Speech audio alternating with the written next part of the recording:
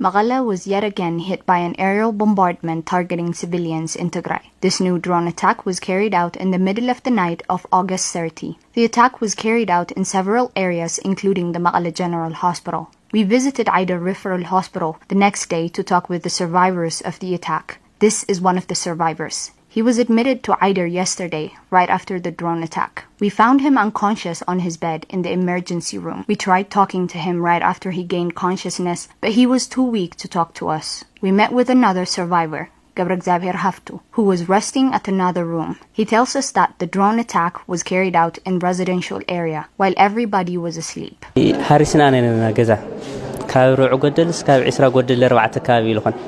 were all asleep.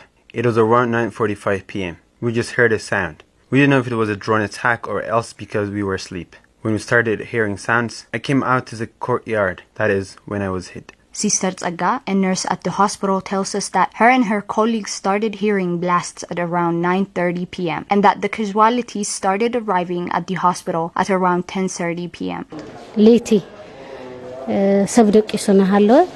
The bombardment was carried out at around 9:30 up to 10 p.m. while everyone was asleep. The casualties started coming up at around 10:30. Tigrai tells us that the frequent bombardment on civilians on top of the siege-induced lack of medication is making their job even harder.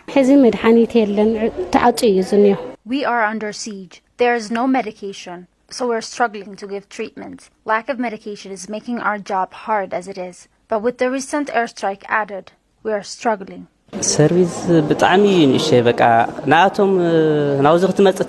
There is almost no service here. I've been sitting here hoping to get proper treatment for my wound, but I haven't got any due to lack of medication. I'm still waiting. When you're injured and you go to the hospital in need of medical assistance, watching the faces of the doctors and nurses is painful. There's literally nothing here. Watching the doctors in pain due to this makes you forget about your pain and feel pity for them instead. Tigrai cautioned that the bombardments are targeting civilians and damaging civilian properties. They noted that the international community needs to stop watching from the sidelines as civilians are being targeted. They called on the world to intervene to stop the brutal bombardment and the year-long siege.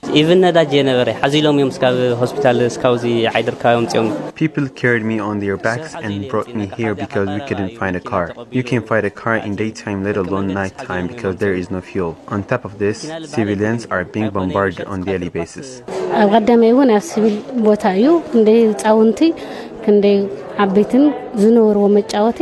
The first airstrike was carried out at children's playground. Many children were killed. And now he's bombarding us while everyone is asleep. The Ethiopian government is doing this while besieging us, and the international community is silently watching. They need to hear us and do something.